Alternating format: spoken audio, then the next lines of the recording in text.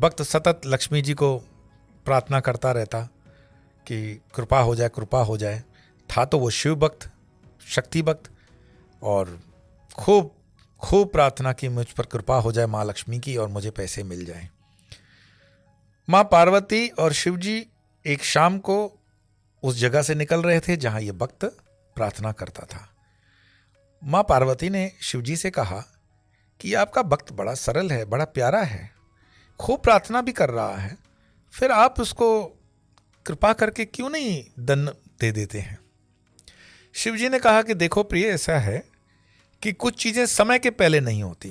वो नहीं, ट्रक के पीछे भी लिखा रहता है समय के पहले कुछ मिलता नहीं है। तो हर चीज का एक समय होता है।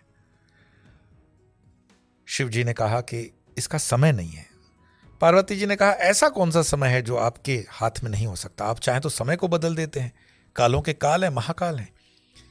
शिव जी ने कहा फिर भी प्रकृति के कुछ नियम हैं जिनसे हम भी बंधे हुए हैं। कृष्ण जी ने भी ये बात गीता में कही है कि मैं नियमों के ऊपर नहीं हूं, पर एक कहते ना स्त्री हठ, मां पार्वती ने इस बार हट कर लिया शिव जी से कि नहीं नहीं, आपको उस भक्त को दंड देना ही पड़ेगा। तो बोले ठीक है, तुम कह रही हो तो मैं दे दूंगा, लेकिन देख लेना इसका असर, इसका रिजल्ट जो है वो कर्म के ऊपर नहीं जा सकता, नसीब के ऊपर नहीं जा सकता। पार्वती जी ने कहा ठीक है, तो आप इनको कैसे दंड देंगे? तो बोले तुम जैसे बताओ। तो उस भक्त को प्रार्थना के बाद निश्चित वो एक नाला पार करता था, बहुत संकरी सी ब्रिज होती थी, पुल, और उस पुल को पार करते वो अपने गांव आ जाता था।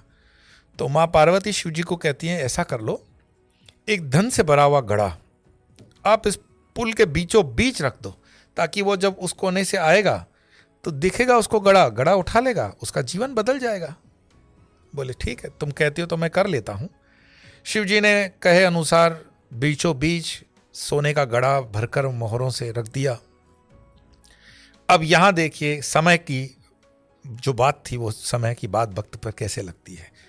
वहां से भक्त प्रार्थना पूरी करके निकलता है। आज वो अपने ब्रिज पर जैसे ही पुल पर चलना प्रारंभ करता है तो उसके मन में एक विचार आता है कि इतनी छोटी सी पुल है, संकरी सी पुल है, रोज तो चल के इसको पार करता हूं, आसान है पार करना, क्यों ना आज इसको आंख बंद करके मैं पार कर लूं। विधाता का खेल, उस भक्त ने आंख बंद कर ली और आंख बंद करके वो घड़े के साइड से निकल गया।